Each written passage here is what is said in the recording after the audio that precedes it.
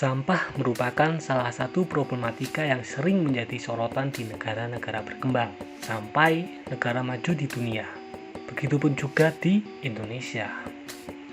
Memang, tidak dapat dipungkiri apabila sampah tidak dapat dipisahkan dari kehidupan manusia, karena segala jenis kegiatan yang dilakukan oleh manusia akan menghasilkan produk sampah yang seringkali tidak terpakai. Problematika yang disebabkan oleh sampah seringkali dikarenakan pengolahan sampah yang kurang sesuai dan tidak memenuhi persyaratan. Menurut Damanhuri 2010, permasalahan sampah bukan lagi sekedar masalah kebersihan dan lingkungan saja, akan tetapi sudah menjadi masalah sosial yang berpotensi menimbulkan konflik.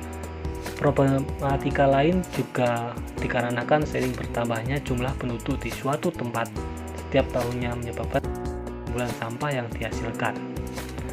Perkembangan teknologi pun yang semakin canggih serta pertumbuhan industri yang cukup pesat turut menyumbang kenaikan jumlah sampah dalam berbagai macam. Hal tersebut seringkali terjadi di area perkotaan, di mana jumlah penduduk di daerah perkotaan yang cukup banyak dan relatif padat. Pembangunan industri juga sering dilakukan di perkotaan, mengingat kemudahan akses distribusionalnya.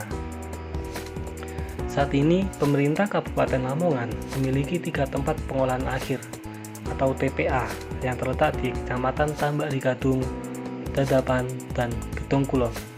Namun, dari ketiga TPA tersebut hanya memiliki sisa umur 5-7 tahun saja, sehingga perlu dilakukan penelitian mengenai penentuan alternatif lokasi tempat pengolahan akhir TPA dan perencanaan desain TPA serta fasilitas lainnya untuk mencegah atau memperkecil pencemaran yang dapat ditimbulkan, mengingat TPA memiliki peran yang sangat penting sebagai tempat pemrosesan akhir sampah, sehingga penentuan lokasi sampah yang optimal akan membuat pengolahan sampah menjadi lebih baik.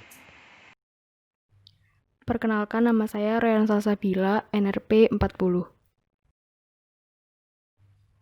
Di sini yang pertama saya akan menjelaskan tentang proyeksi penduduk.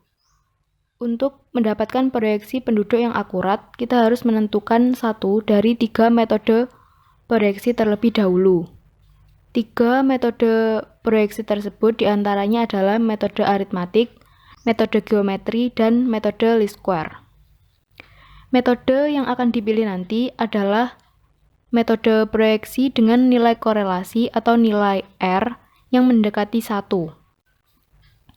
Data yang digunakan untuk proyeksi penduduk ini adalah data jumlah penduduk dalam 5 tahun terakhir yang diperoleh dari data BPS Kabupaten Lamongan. Dari hasil perhitungan ketiga metode proyeksi didapatkan nilai R yang mendekati 1, yaitu adalah dari metode least square. Selanjutnya digunakan rumus metode least square untuk menghitung proyeksi penduduk sampai 12 tahun ke depan, karena TPA direncanakan 10 tahun mulai dari tahun 2020. Selanjutnya adalah tentang penentuan lokasi TPA. Penentuan lokasi TPA ini mengacu pada SNI 03-3241-1994 tentang tata cara pemilihan lokasi TPA sampah dan mengacu pada Peraturan Menteri PU Nomor 3 Tahun 2013, di mana Kecamatan Tikung, Kabupaten Lamongan memenuhi beberapa parameter untuk dijadikan sebagai lokasi pembangunan TPA. Parameter yang pertama yaitu parameter umum, di mana Kecamatan Tikung ini merupakan lahan yang berada di dalam batas administrasi Kabupaten Lamongan. Yang kedua, parameter fisika tanah, di mana pada Kecamatan Tikung tidak terdapat area konservasi air dan kawasan hutan lindung lainnya. Yang ketiga, parameter lingkungan fisik, di mana Kecamatan Tikung merupakan area bebas banjir dan terdapat lahan kosong yang memiliki jarak cukup jauh dari lingkungan perumahan warga. Komposisi dan karakteristik sampah. Data komposisi sampah Kabupaten Lamongan diperoleh dari Sistem Informasi Pengelolaan Sampah Nasional atau SIPSN. Data tersebut diperoleh dalam bentuk persentase seperti pada tabel sebelah kiri. Selanjutnya, berdasarkan buku Cobanoglu, setiap komposisi sampah memiliki karakteristik tersendiri yaitu kadar air dan berat keringnya, serta dapat digolongkan juga berdasarkan laju degradasinya. Penggolongan karakteristik tersebut kami sajikan dalam bentuk tabel seperti tabel yang di sebelah kanan, di mana data moisture content didapat dari buku Cobanoglu. Kolom dry weight diperoleh dari persen jumlah dikalikan dengan 100 dikurangi moisture content dibagi dengan 100, dan dry weight total adalah jumlah dry weight pada setiap jenis laju degradasi. Selanjutnya adalah tentang proyeksi timbulan sampah dan kebutuhan lahan landfill. Pada tabel tersebut, kolom populasi didapat dari hasil perhitungan proyeksi penduduk yang sebelumnya sudah dilakukan. Lalu, kolom PPC atau produksi sampah per kapita diperoleh dari timbulan sampah per hari dibagi dengan jumlah penduduk pada tahun tersebut, dengan persentase pelayanan TPA Kabupaten Lamongan adalah 100% atau semua penduduk terlayani. Data ini diperoleh dari SIPSN. Kolom selanjutnya adalah kolom kuantitas limbah padat harian. Diperoleh dari perkalian antara kolom populasi dengan kolom PPC. Untuk kolom kuantitas limbah padat tahunan merupakan hasil konversi dari satuan kilogram per hari ke ton per tahun. Sedangkan untuk kolom akumulasi merupakan kuantitas limbah padat tahunan yang dijumlahkan di setiap tahunnya. Selanjutnya, kolom kompaksi sampah merupakan nilai volume sampah yang telah terkompaksi. Ditentukan dengan pembagian antara kuantitas limbah padat dengan densitas kompaksi, di mana densitas kompaksinya memiliki nilai antara 400 sampai 500 kg meter kubik dan dipilih angka 450 kg per meter kubik sebagai nilai densitas kompaksinya. Selanjutnya, cover material. Nilai volume cover material dapat dicari dengan perkalian antara nilai kompaksi sampah dengan persen cover, di mana nilai persen cover yang dipakai adalah 20% dari range-nya yaitu 20 sampai 25%. Selanjutnya, volume stabilisasi sampah merupakan nilai volume sampah yang telah dalam kondisi stabil setelah kompaksi. Nilai stabilisasi sampah ini dicari dengan pembagian antara kuantitas limbah padat tahunan dengan densitas stabil. Nilai densitas stabil sendiri dipilih 550 kg per meter kubik dari range nilainya yaitu antara 500 sampai 600 kg per meter kubik. Selanjutnya, kolom volume sanitary landfill dihitung dengan cara penambahan antara cover material tahunan dengan nilai volume stabilisasi sampah. Untuk kolom sanitary landfill akumulasi merupakan akumulasi dari volume tersebut setiap tahunnya.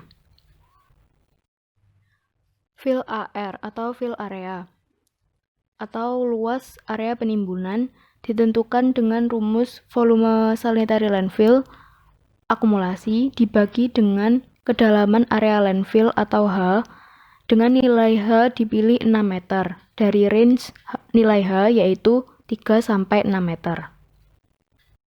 Selanjutnya, kebutuhan area untuk freeboard atau area tambahan untuk antisipasi dari sampah yang mungkin overload dicari dengan rumus fill area dikalikan dengan persen freeboard, di mana nilai persen freeboardnya diambil 20% dari range-nya di antara 20-30%. Yang terakhir, kolom total area merupakan jumlah keseluruhan area landfill yang ditentukan dengan rumus fill area ditambah dengan freeboard. Sehingga dari semua perhitungan ini dapat diketahui bahwa lahan yang dibutuhkan adalah 72,6945 hektar. Nah, selanjutnya dalam perencanaan TPA ini kita harus memperhitungkan apa yang namanya gas TPA, karena gas TPA ini merupakan salah satu elemen yang dihasilkan dari TPA tersebut. Kenapa kok kita harus memperhitungkannya? Karena gas yang dihasilkan dari adanya kegiatan penimbunan dan degradasi sampah secara anaerobik ini memiliki komposisi yaitu berupa metana sekitar 45-58%, karbon dioksida 35-45%, dan gas-gas mineral lainnya seperti nitrogen, oksigen, hidrogen, dan water vapor ini. Nah, kenapa? Karena gas metana dan karbon dioksida ini merupakan salah satu dari gas yang menyebabkan efek rumah kaca yang dapat menyebabkan efek global warming, sehingga nantinya jika kita telah mengetahui berapa jumlah gas yang dihasilkan di TPA kita, maka kita dapat melakukan perencanaan untuk penyaluran gasnya dan juga perencanaan untuk recovery gasnya, sehingga tidak akan ada gas yang terbuang ke atmosfer dan tidak akan ada gas yang merusak atmosfer. Nah, kegiatan recovery gas ini merupakan kriteria sanitary landfill menurut Permen PU nomor 3 tahun 2013 dan diharuskan untuk dilakukan, sehingga setiap sanitary landfill yang baik maka itu selalu akan ada kegiatan recovery gasnya. Nah, untuk perhitungannya yaitu sebagai berikut. Kita berpedoman pada Coban Logus et al. Tahun 93, di mana kita harus memperhitungkan komposisi sampahnya terlebih dahulu. Nah, berdasarkan laju degradasinya, maka sampah dibedakan menjadi dua, yaitu rapidly dan slowly decomposable. Untuk rapidly, komposisinya yaitu sisa makanan, kebun, kertas, sedangkan untuk slowly yaitu kebun, tekstil, karet, dan kulit. Kebun ini memang masuk ke rapidly dan juga slowly. Untuk rapidly degradasinya cepat seperti daun-daunan, bunga, dan untuk yang slowly bisa seperti kayu-kayu yang keras. Nah, kita memiliki komposisi sampah di Kabupaten Lamongan yaitu sebagai berikut, dan untuk nilai ini didapatkan dari Coban Logus, yaitu sisa makanan 70% mengandung air dan juga seterusnya. Dan untuk dry week ini merupakan berat kering didapatkan dari mengalihkan antara ini dan juga ini, dan dry week ini didapatkan dari nilai ini dikurangi dengan ini dikalikan ini. Dan untuk komposisinya ini juga didapatkan dari Coban Logus, sehingga didapatkan nilai komposisi CHONSH ini sebagai berikut. Nah, nilai CHONSH ini kita gunakan untuk mengetahui bentuk senyawa yang ada di sampah tersebut. Didapatkan bentuk senyawa yaitu untuk rapidly decomposable yaitu C26H42O16N1, dan untuk slowly decomposable yaitu C11H17O4 dan N1. Nah, berdasarkan rumus ini kita mengetahui bahwa nantinya saat decomposable itu kandungan organiknya akan bertemu dengan H2O akan menghasilkan CH4, CO2, dan juga NH3. Nah, gas-gas ini yang perlu diperhitungkan selama adanya kegiatan di TPA. Sehingga untuk nilai metananya dan juga nilai CO2-nya menggunakan rumus ini didapatkan nilai seperti ini.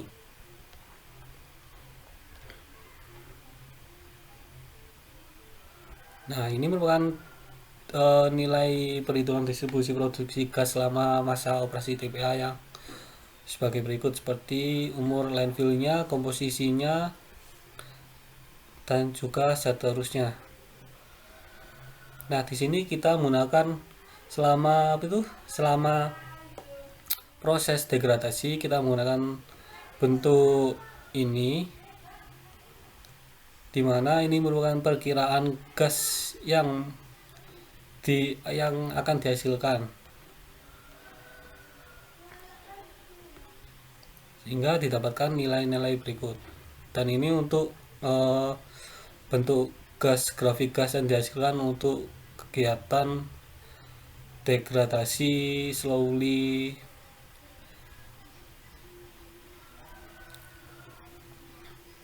Nah, didapatkan nilai-nilai berikut.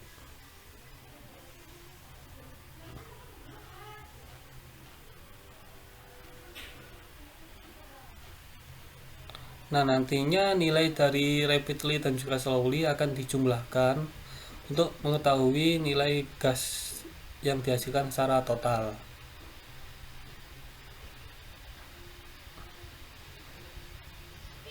Nah, ini gas dari tahun pertama akan mengalami kenaikan, dan setelah mencapai masa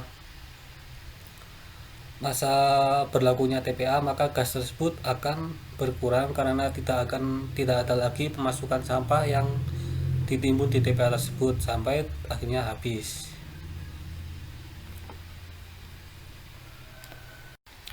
Nah, selanjutnya kami akan menjelaskan mengenai perencanaan penyaluran gas yang ada di TPA Kabupaten Lamongan. Seperti yang kita tahu bahwa di suatu TPA atau di suatu landfill itu menghasilkan apa yang namanya gas dari hasil perombakan atau dekomposisi dari sampah-sampah organiknya. Nah, sampah-sampah tersebut menghasilkan gas yang apabila tidak diolah dan lepas begitu saja ke atmosfer, maka gas-gas tersebut berpotensi untuk mencemari lingkungan, karena gas yang dihasilkan yaitu sebagian besar merupakan gas metana dan juga gas CO2 yang merupakan salah satu dari bagian gas rumah kaca yang berpotensi untuk menyebabkan pemanasan global atau global warming. Jadi tujuan dari penyaluran gas tidak lain adalah untuk menyalurkan gas dari TPA atau landfill menuju ke unit pengolahan atau recovery gas. Nah, sebenarnya penyaluran gas ini untuk menuju ke suatu penampungan dapat dilakukan pembakaran ataupun dilakukan recovery gas. Nah, dalam perencanaan TPA Kabupaten Lamongan ini kami merencanakan untuk merecovery gas tersebut sehingga dapat diolah dan dapat dihasilkan energi listrik, sehingga tidak ada gas yang terbuang begitu saja ke lingkungan maupun gas yang terbuang secara percuma. Nah, lalu dalam perencanaan ini kami mengacu pada Permen PU nomor 3 tahun 2013, di mana persyaratan-persyaratannya adalah sebagai berikut. Yang pertama yaitu pipa ventilasi gas berupa pipa HDPE dengan diameter 150 mm dengan diameter lubang perforasi yaitu maksimum 1,5 cm. Nah, pipa ventilasi ini akan dikelilingi oleh saluran bronjong dengan diameter 400 mm atau 40 cm dan diisi dengan batu pecah diameter 50 sampai 100 mm. Kemudian ketinggian pipa ventilasi tergantung pada tinggi rencana timbunan. Nah, dalam perencanaan TPA Kabupaten Lamongan ini memiliki tinggi yaitu 10 meter. Kemudian pipa ventilasi pada akhir timbunan harus ditambahi dengan pipa besi diameter 150 mm. Yang kemudian gas yang keluar dari ujung pipa harus dibakar atau dimanfaatkan sebagai energi alternatif. Nah, dalam perencanaan ini kami menggunakannya sebagai energi alternatif yaitu diubah menjadi energi listrik. energi listrik ini akan disalurkan menuju ke PLN maupun dimanfaatkan untuk kegiatan di dalam TPA tersebut sendiri. Yang kemudian jarak antar pipa ventilasi gas yaitu 50-70 meter. Di sini kami menggunakan 50 meter sehingga lebih efisien dalam penangkapan gas yang dihasilkan. Yang kemudian sistem penangkapan gas dapat berupa pipa ventilasi horizontal. Nah, pipa ini berbentuk sejajar dengan permukaan dari selnya yang bertujuan untuk menangkap aliran gas dari satu sel atau lapisan sampah. Kemudian ventilasi vertikal yaitu pipa yang berbentuk tegak lurus dengan permukaan selnya yang memiliki tujuan untuk mengarahkan dan mengalirkan gas yang terbentuk ke atas. Nah, ini merupakan perencanaan dari penyaluran gas yang ada di TPA Kabupaten Lamongan. Dalam perencanaan ini digunakan 3 buah pipa horizontal dengan pipa vertikal berjumlah 24. Nah, dalam perencanaan ini akan disalurkan gas dari landfill 3 menuju landfill 2 menuju landfill 1. Begitupun juga dengan gas yang dihasilkan dari landfill 7 akan disalurkan menuju ke landfill 6 menuju ke landfill 5. Sedangkan untuk landfill 4 akan disalurkan dan bertemu dengan akumulasi gas dari landfill 7, 6 dan juga 5 yang kemudian nantinya akan bertemu dengan akumulasi gas dari landfill 3, 2 dan 1 yang nantinya juga akan berujung ke fasilitas atau unit recovery gas. Selanjutnya akan dilakukan pemrosesan untuk dapat dihasilkan energi listrik. Baiklah, selanjutnya kita akan membahas mengenai air lindi. Selain gas yang dihasilkan di TPA, juga dihasilkan air lindi. Air lindi ini berasal dari pembusukan sampah-sampah maupun dari air hujan juga bisa. Selain itu juga bisa dari kandungan air yang sudah terkandung di sampah tersebut, seperti terdapat minuman botol yang masih mengandung air dan air tersebut keluar dari botol tersebut sehingga akan menjadi air lindi. Nah, kenapa air lindi ini perlu kita perhitungkan? Karena air lindi ini mengandung sejumlah parameter pencemar yang akan mencemari lingkungan seperti tanah, air yang apabila tidak diproses lebih lanjut akan mencemarinya.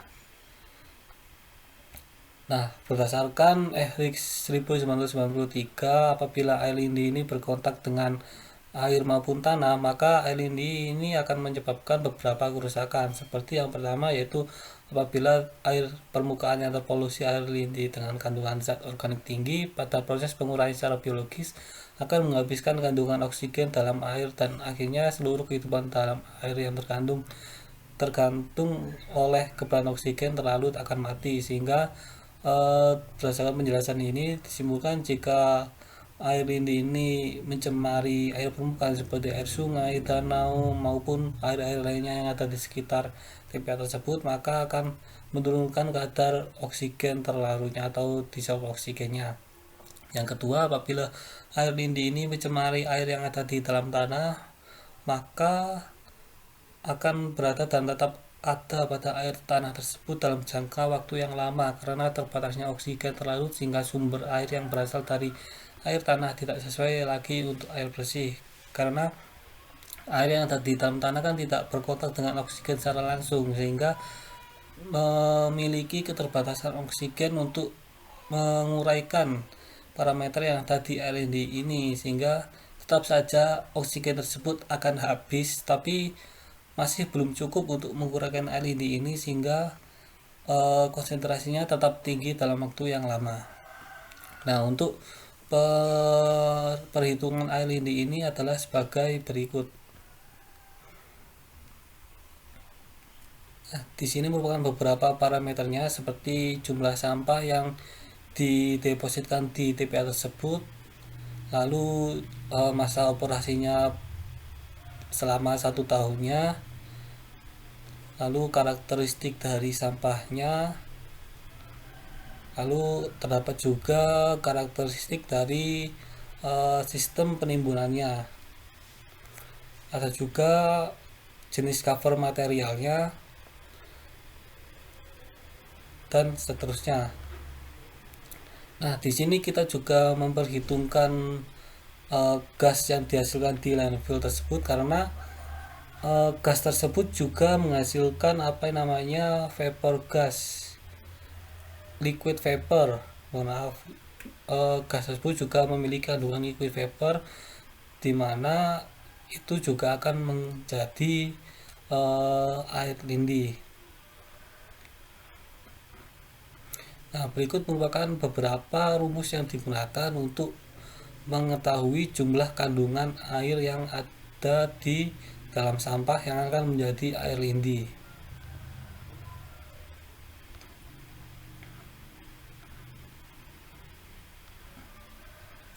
Nah, dalam perhitungan air lindi ini kita akan memperhitungkan jenis lapisannya dan juga tahunnya. Yang pertama adalah lapisan pertama pada akhir tahun 2020, di mana TPA ini dibuka. Lanjut ke lapisan 1 dan 2 pada akhir tahun 2021, lapisan 1, 2, 3 pada akhir 2022, sampai seterusnya selama TPA ini beroperasi. Selain itu, kita juga akan memperhitungkan jumlah lindi yang dihasilkan pasca TPA ini beroperasi, karena meskipun telah tidak ada kegiatan penimbunan, akan tetapi masih terdapat kegiatan dekomposisi dari sampah yang juga akan tetap menghasilkan air lindi.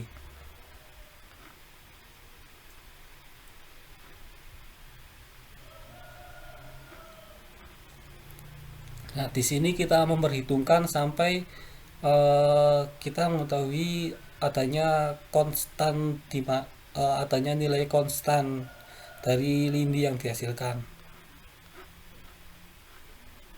Nah, berikut merupakan rangkuman dari nilai lindi yang dihasilkan, di mana 2020 sampai 2029 ini merupakan masa operasi dari TPA tersebut, dan 2030 sampai 39 ini kita melakukan perhitungan untuk mengetahui sampai mana lindi tersebut dihasilkan.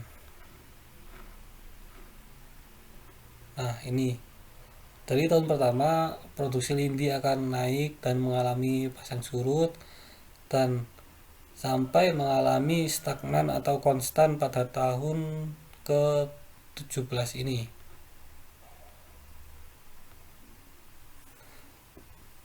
Nah, nantinya dari produksi lindi ini akan disalurkan melewati pipa-pipa dan akan menuju ke unit pengolahan air lindi untuk selanjutnya diolah agar sesuai dengan parameter baku mutu yang ada, sehingga dapat dibuang ke badan air.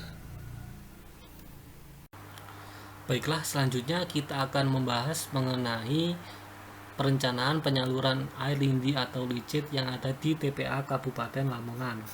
Nah, kenapa kok kita harus melakukan perencanaan penyaluran ini? Karena tujuan dari penyaluran yaitu untuk menyalurkan air lindi menuju ke unit pengolahan agar sesuai dengan baku mutu.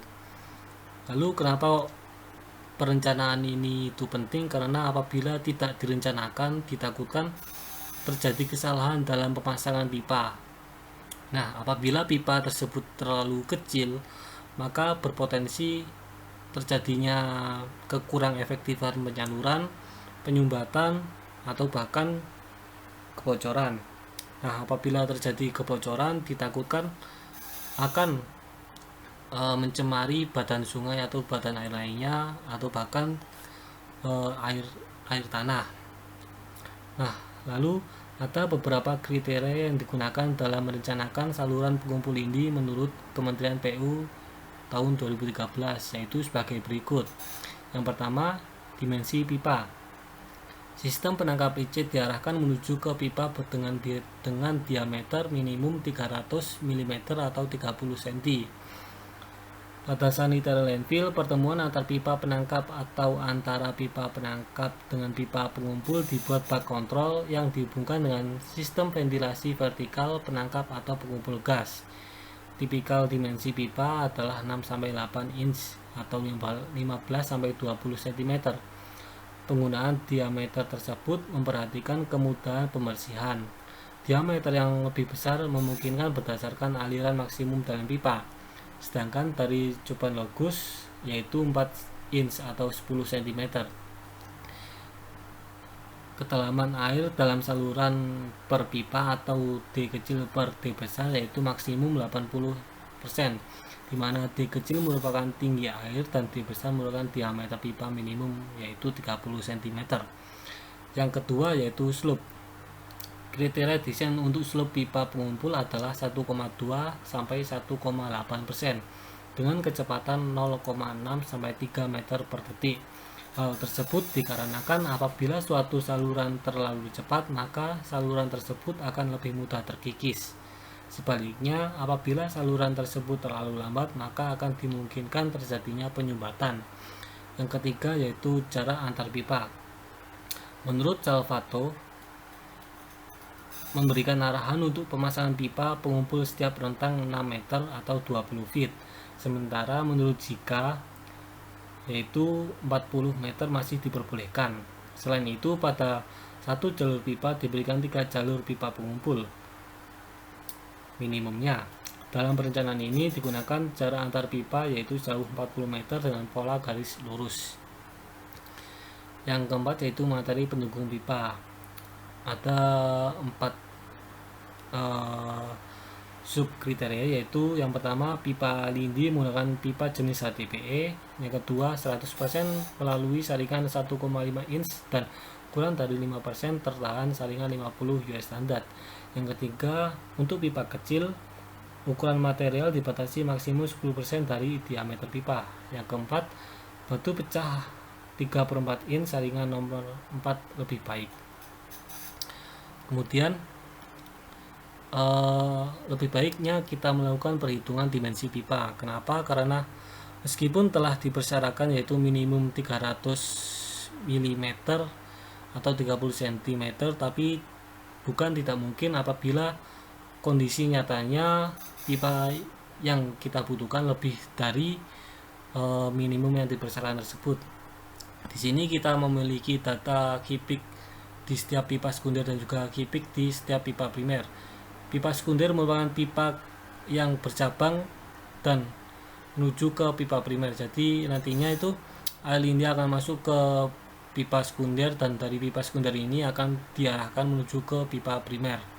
Nah, di debit per pipa sekunder ini yaitu 12.739,038 meter kubik per tahun atau sekitar 0,00040392 meter kubik per tahun. Sedangkan kubik di setiap pipa primer area 3 dan 7 ini yaitu 0,00403952 meter kubik per detik, dan untuk area 2 dan 6 ini yaitu 0,00807945 meter kubik per detik. Untuk area 1 dan 5 ini merupakan memiliki nilai 0,0121185567 meter kubik per detik, dan untuk area 4 memiliki nilai 0,00403952. Nah, kenapa kok nilainya berbeda-beda? Karena di TPA yang kami rencanakan terdapat beberapa pembagian area. Untuk area 3 ini nantinya akan diarahkan menuju ke area 2, dan dari area 2 ini nantinya akan diarahkan ke area 1, sehingga debit di area 2 ini merupakan kumulatif dari area 2 tersebut sendiri ditambah dengan area 1. Begitupun juga dengan area 3. Begitupun juga dengan area 1 merupakan kumulatif dari area 1 tersebut sendiri ditambahkan dengan area 2 dan ditambahkan dengan area 3. Begitupun juga dengan area 7, 6 yang merupakan kumulatif dari 6 dan 7, dan area 5 yang merupakan kumulatif dari 5, 6 dan 7. Untuk area 4 ini akan disalurkan langsung menuju ke pipa pengumpul dari seluruh area ini sendiri. Kemudian kami merencanakan nilai D per D yaitu 0,7. Kemudian P per Kf ini merupakan suatu ketetapan di mana ini nantinya digunakan untuk mengetahui nilai full sekunder ini dan juga full primer, di mana untuk mendapatkan nilai ini yaitu dengan membagi antara peak baik sekunder maupun primer dengan P per V ini F. Nah, didapatkan nilai sedemikian ini.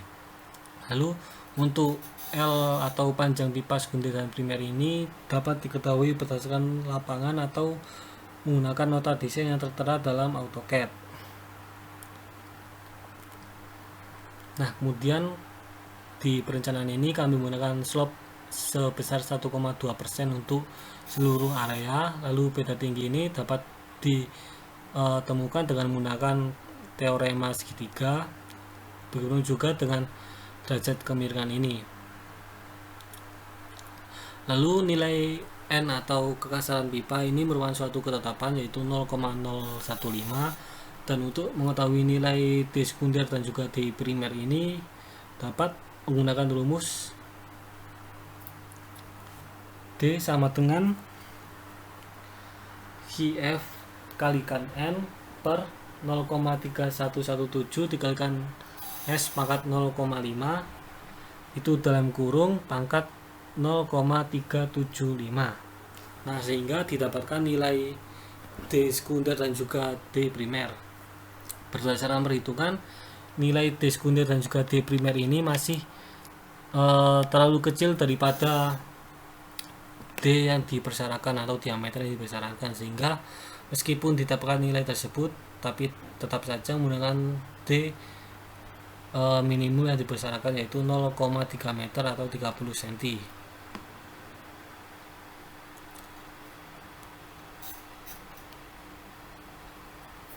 Nah, ini merupakan perhitungan dari pipa primer atau akumulasi.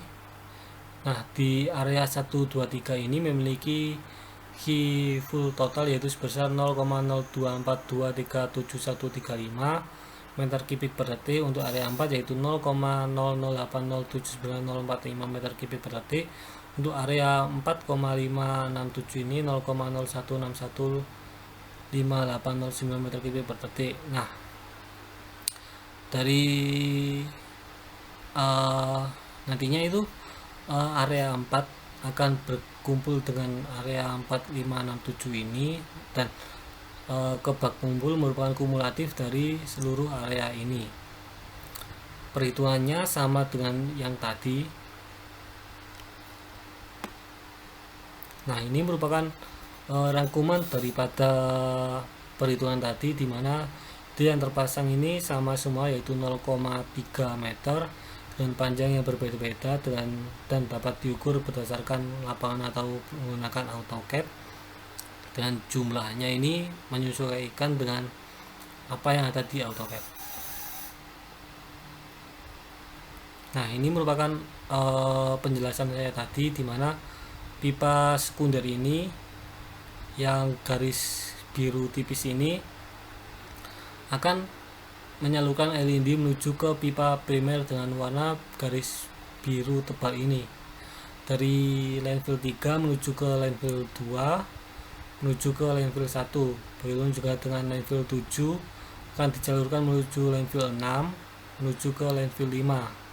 Nah,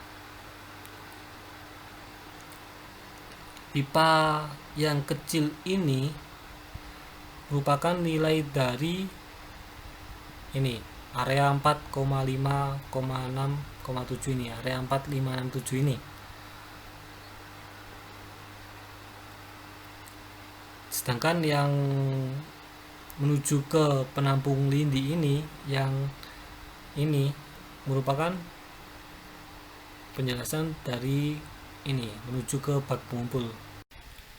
Baiklah, selanjutnya kita akan membahas mengenai perencanaan pengolahan air lindi yang dihasilkan di TPA Kabupaten Lamongan. Seperti yang kita ketahui, selain gas juga dihasilkan air lindi yang merupakan hasil dari proses dekomposisi dari sampah maupun dari sisa air yang terkandung di dalam sampah-sampah tersebut, seperti air hujan maupun air-air lain yang biasanya terkandung dalam sampah tersebut, seperti botol yang masih berisi air. Nah, pengolahan air lindi ini penting dilakukan untuk memenuhi baku mutu yang diizinkan untuk dibuang ke badan lingkungan. Kenapa? Karena pada umumnya air lindi ini memiliki potensi yang besar untuk mencemari lingkungan karena kandungannya seperti kandungan dari bakterinya maupun kandungan dari logam beratnya, sehingga perlu untuk dilakukan pengolahan terlebih dahulu sehingga meremoval pencemar-pencemar tersebut sehingga aman untuk dibuang dengan persyaratan yaitu memenuhi baku mutu terlebih dahulu. Nah, dalam baku mutu ini kami mengacu pada Peraturan Menteri Lingkungan Hidup dan Kehutanan Republik Indonesia tahun 2016 dan Permen PU nomor 3 tahun 2013.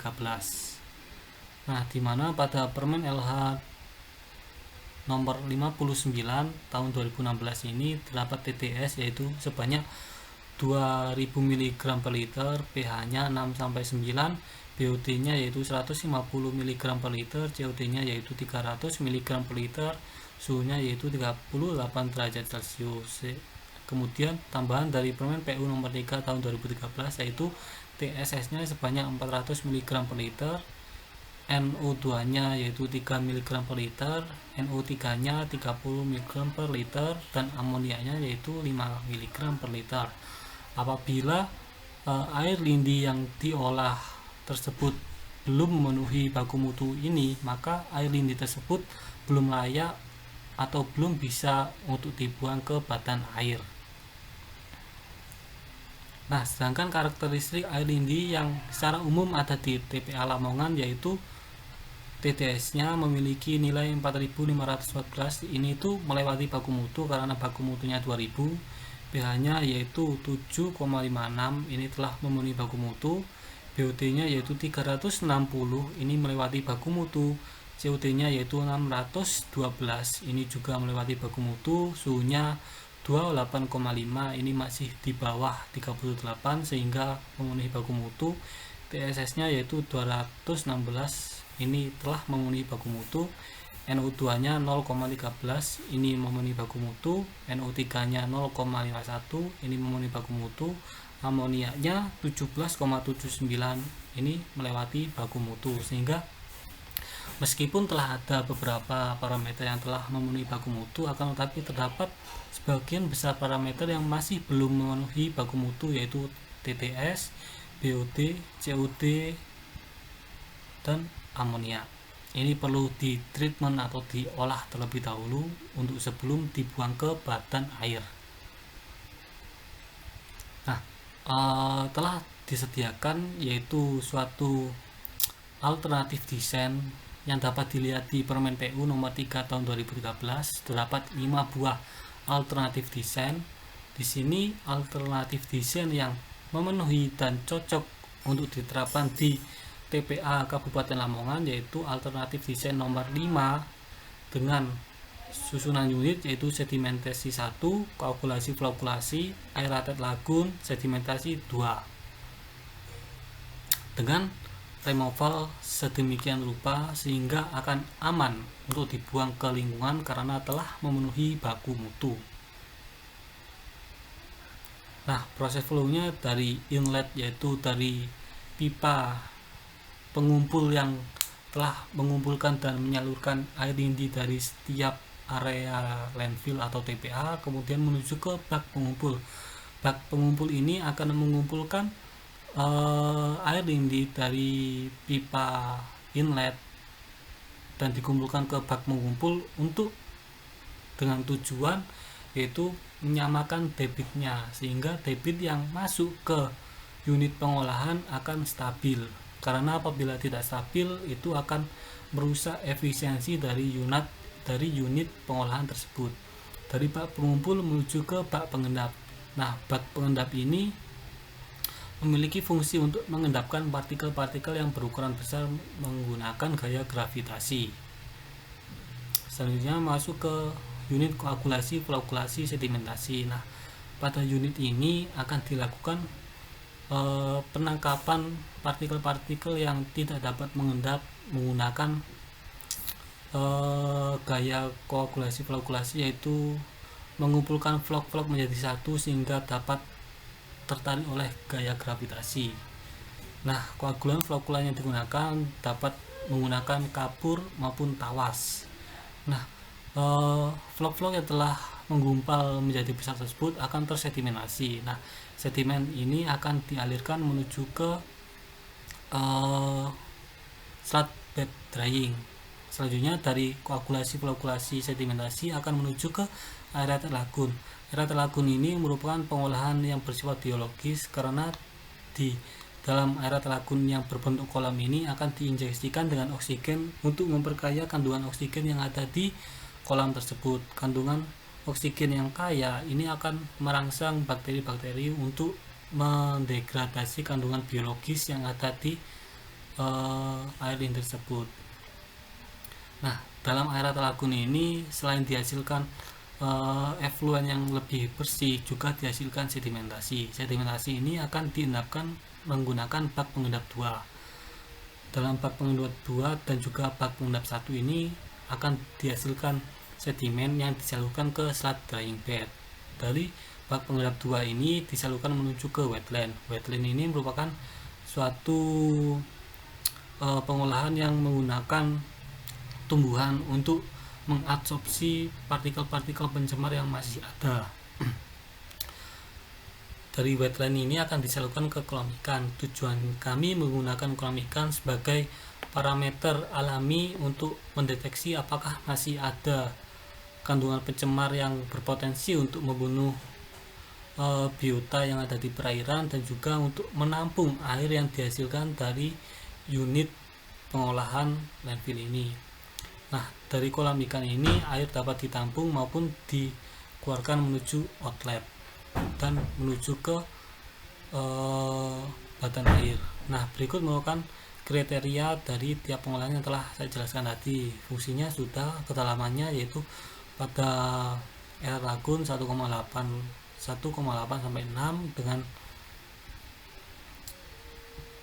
lalu penyediaan VOD-nya 80,95, waktu detensinya 3 sampai 10 jam, beban organiknya 0,32 sampai 0,64, pH yang dihasilkan yaitu 6,5 atau pH yang optimal yaitu 6,5 sampai 8, dengan material penyusun kami yaitu menggunakan batu bata.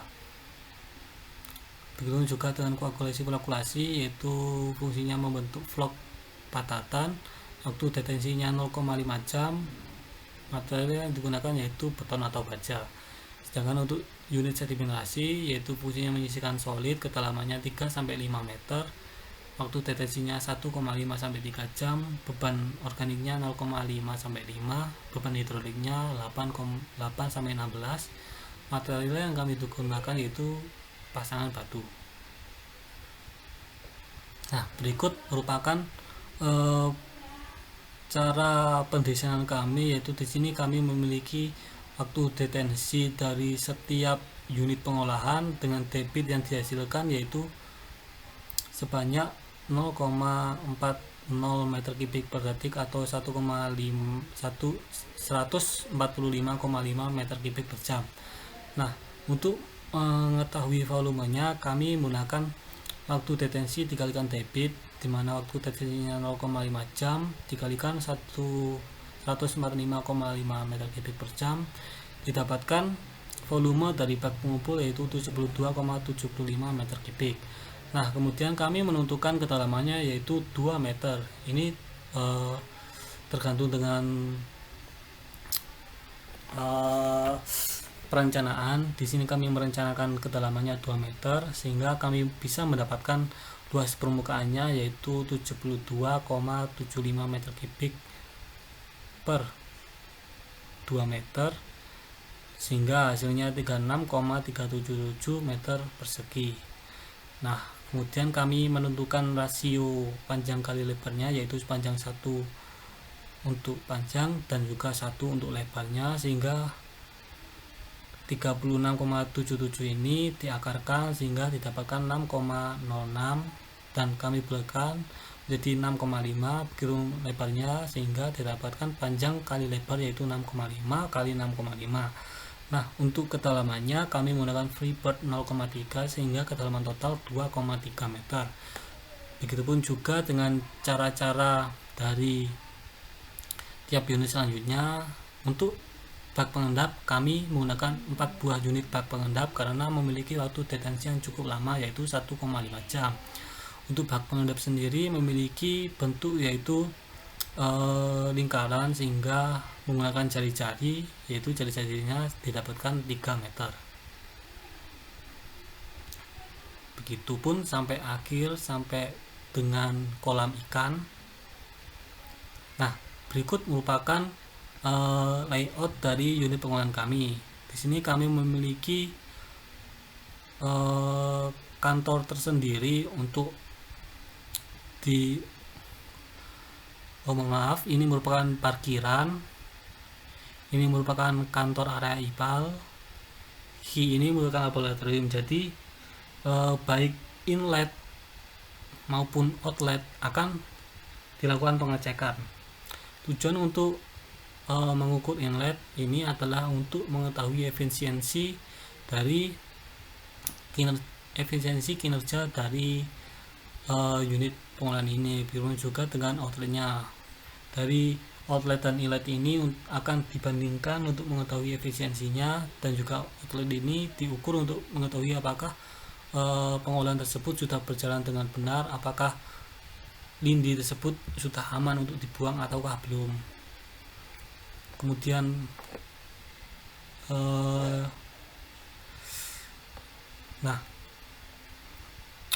air atau lindi akan menuju ke bak pengumpul lindi, menuju ke bak pengendap, menuju ke koagulasi flokulasi sedimentasi, menuju ke air lagun, menuju ke sedimentasi lagi, kemudian menuju ke wetland, dan menuju ke kolam ikan.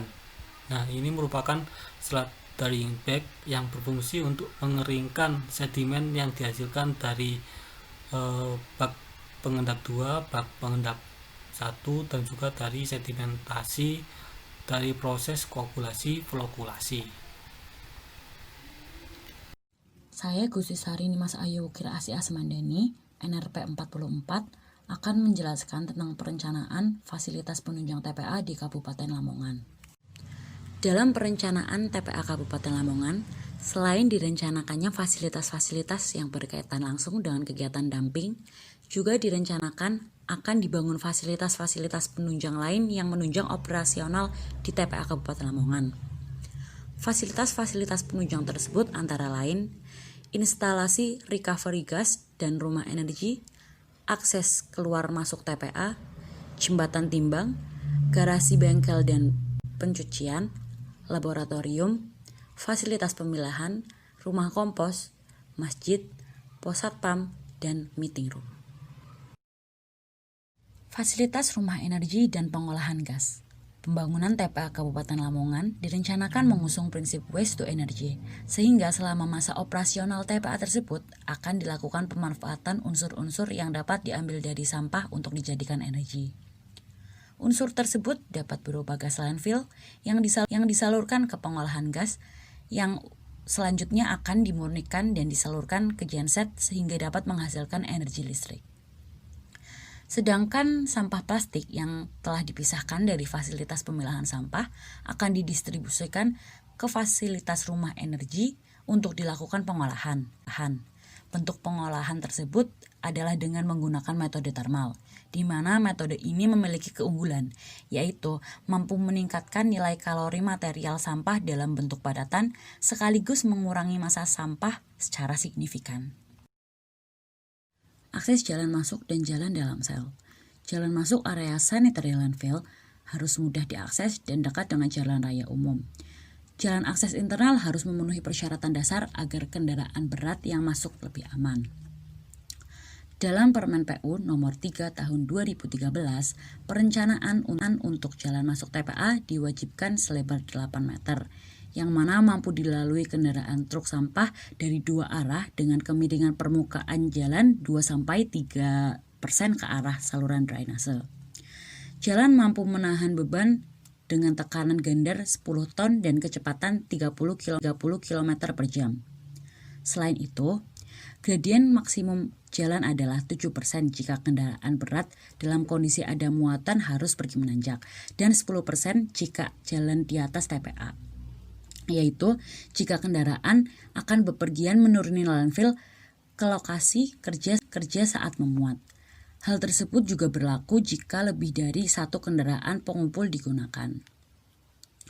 Untuk jalan operasi dibagi menjadi 3 macam. Pertama, yaitu jalan operasi penimbun sampah yang mana bersifat temporer sehingga dapat ditimbun dengan sampah. Kedua, yaitu jalan operasi yang mengelilingi TPA bersifat permanen berupa beton atau aspal. Dan yang terakhir yaitu jalan penghubung antar fasilitas yang bersifat permanen. Jembatan timbang. Fasilitas penerimaan sampah dan jembatan timbang dimaksudkan sebagai tempat pemeriksaan sampah yang datang, pencatatan data, dan pengaturan kedatangan truk sampah. Pada TPA besar yang melampaui 50 ton per hari, dianjurkan penggunaan jembatan timbang untuk efisiensi dan ketepatan pendataan. Pembersihan rutin dan kalibrasi secara periodik harus dilakukan pada jembatan timbang yang berada di dekat pos jalan masuk. Menurut Permen PU nomor 3 tahun 2013, jembatan timbang sebagai fasilitas yang berfungsi untuk menghitung berat sampah yang masuk ke TPA dengan ketentuan sebagai berikut. Yang pertama, jembatan timbang diwajibkan untuk kota atau kabupaten dengan timbulan sampah 5 ton per hari minimalnya. Yang kedua, lokasi jembatan timbang harus dekat dengan kantor atau pos jaga dan terletak pada jalan masuk TPA.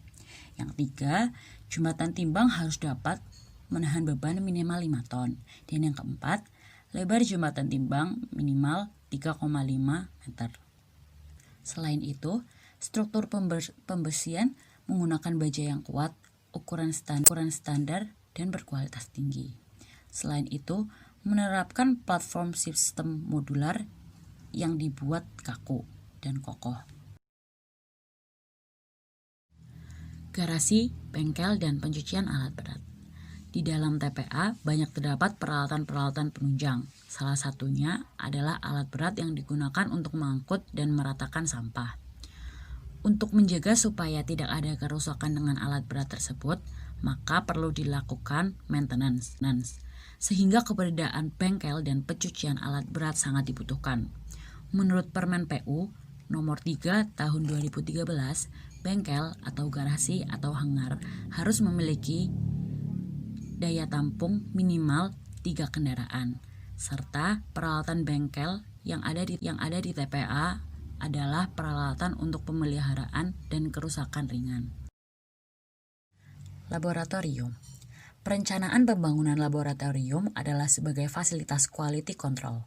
Selain itu, adanya laboratorium dapat dimanfaatkan sebagai sarana internal monitoring terhadap parameter-parameter yang perlu dikontrol dan dipantau di dalam area TPA.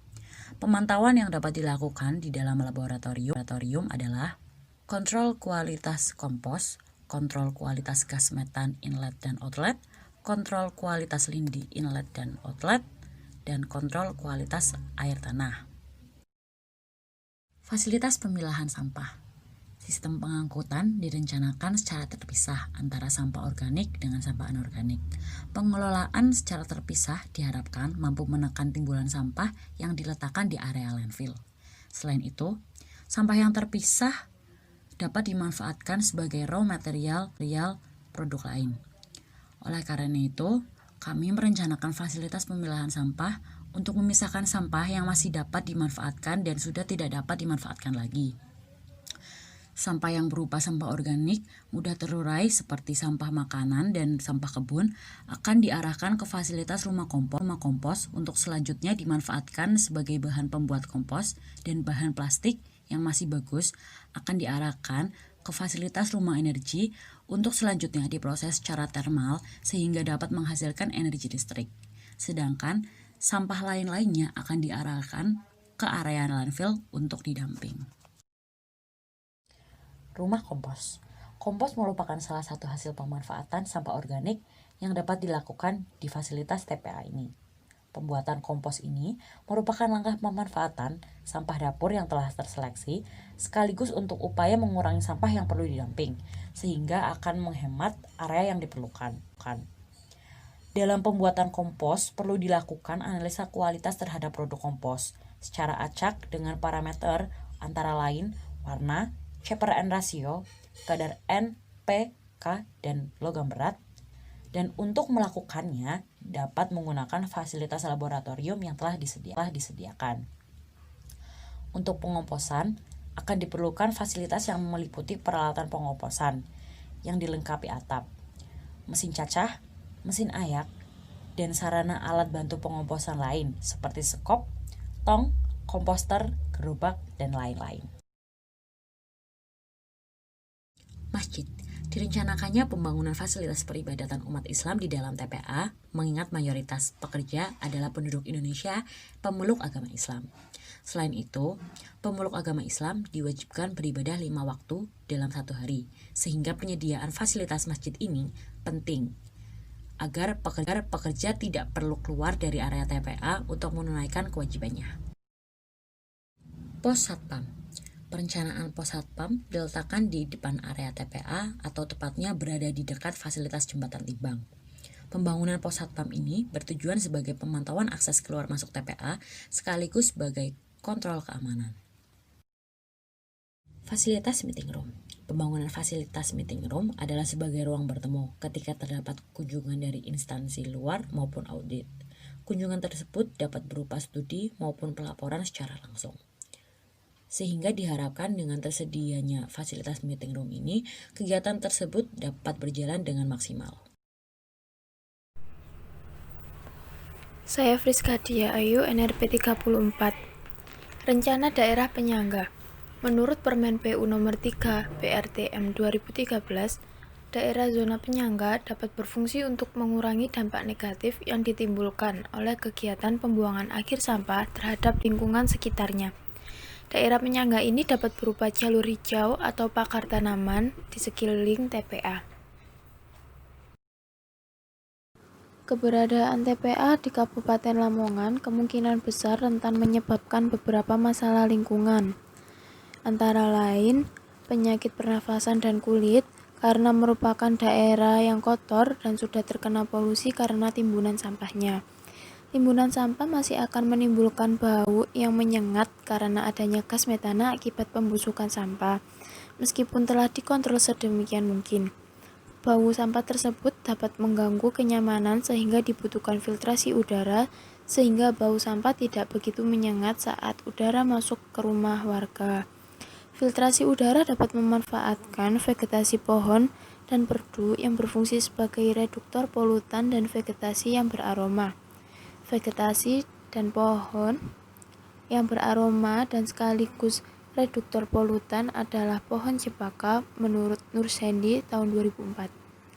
Pohon cempaka termasuk pohon besar dan mudah didapatkan, sedangkan perdu yang cocok untuk ditanami di sekitar fasilitas penunjang TPA adalah melati dan mawar karena perdu ini mengeluarkan aroma harum. Selain itu, menggunakan pohon angsana juga berfungsi sebagai reduktor polutan yang juga bermanfaat untuk warga sekitar, karena jika sudah tua, batang pohon ini dapat dimanfaatkan sebagai furniture. Untuk memperindah dan memberikan suasana sejuk atau tidak membuat daerah tersebut terkesan kumuh atau kotor karena banyak timbunan sampah, bagi daerah dan kawasan TPA diberi vegetasi yang berbunga indah dan bertajuk indah seperti pohon gelodokan tiang yang mempunyai tajuk indah dan perdu bunga sepatu di bagian depan gerbang utama atau gerbang masuk TPA. Sebagai kombinasi dapat juga ditanami dengan pohon palem yang memiliki arti untuk memperindah atau untuk mempercantik halaman depan tersebut. Penutupan TPA. Setelah 10 tahun masa operasi TPA dan jika tidak terdapat lagi lahan atau lift yang dapat digunakan, maka akan dilakukan penutupan TPA. Untuk pemanfaatan di Kabupaten Lamongan ini akan digunakan sebagai ruang terbuka hijau. Menurut Permen PU Nomor 3 Tahun 2013, kegiatan pasca penutupan memiliki persyaratan meliputi kegiatan pemeliharaan, pemantauan, dan evaluasi lingkungan terhadap dampak dari pengoperasian TPA selama 20 tahun, di mana kegiatan pemeliharaan, pemantauan, dan evaluasi tersebut berupa: yang pertama, inspeksi rutin; 2. Pemeliharaan penghijauan; 3. Pemeliharaan saluran drainase dan instalasi pengolahan lindi; yang keempat, pemantauan penurunan lapisan sampah dan stabilitas lereng; yang kelima, pemantauan kualitas lingkungan seperti kualitas lindi, air tanah; dan yang keenam, permukaan, kualitas udara ambien, dan faktor penyakit di sekitar TPA. Selain itu, perlu dilakukan beberapa pengondisian yang ditujukan agar bekas TPA tidak membahayakan, yaitu dengan menstabilkan tumpukan sampah. Pentingnya pengondisian tersebut karena tidak adanya prosedur operasional yang tepat di TPA, selain sering mengakibatkan tumpukan sampah yang tinggi dapat membahayakan, sehingga diperlukan mengurangi ketinggian tumpukan sampah dalam rangka mengurangi bahaya ketidakstabilan slope atau lereng, sampai dengan tumpukan akhir kemiringan lereng sekitar 2 hingga 4% agar tidak terjadi genangan atau ponding dan air dapat mengalir dengan baik dengan rasio vertikal ke horizontal kurang dari 1:3. Pada timbunan di lahan uruk, kestabilan tumpukan akan ditentukan antara lain oleh: yang pertama, karakteristik dan kestabilan tanah dasar; yang kedua, karakteristik dan berat sampah; yang ketiga, kandungan air dalam sampah dan dalam timbunan; yang keempat, kemiringan lereng; yang kelima, penggunaan terasiring pada ketinggian tertentu. Sebaiknya digunakan terasiring selebar minimum 5 meter untuk setiap ketinggian 5 meter. Dan yang terakhir, kepadatan sampah. Setelah dibentuk kontur, sampah diberi lapisan tanah penutup. Ditambahkan lapisan tanah penutup sementara jika akan dilakukan rehabilitasi TPA, dan atau ditambahkan lapisan tanah penutup akhir atau capping jika ditutup permanen. Juga perlu untuk dibuat tanggul pengaman untuk mencegah kelongsoran sampah. Tanggul dibuat di sisi-sisi sel sampah. Tanggul dibuat dari timbunan tanah yang dipadatkan, dan tanggul pada sisi-sisi sel sampah diproteksi dengan GCLS, HDPE, geomembran, dan geotekstil proteksi. Pada bagian luar dari sisi timbunan sampah diproteksi dengan geotekstil, dan struktur pelapis tanggul dibuat mengikuti pelapisan dasar sel TPA, yaitu menggunakan tanah lempung dan dilapisi dengan geomembran. Jika pengadaan tanah lempung sulit dilakukan, maka tanah lempung dapat diganti dengan lapisan kedap lainnya seperti GCL.